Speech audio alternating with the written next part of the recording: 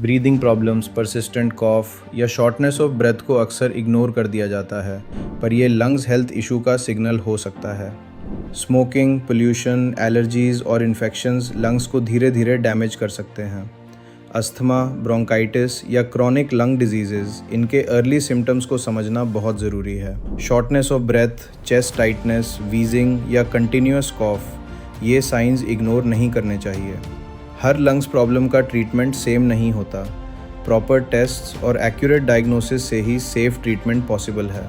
आपका केयर के साथ एडवांस लंग चेकअप, क्योंकि healthy lungs, active, better life.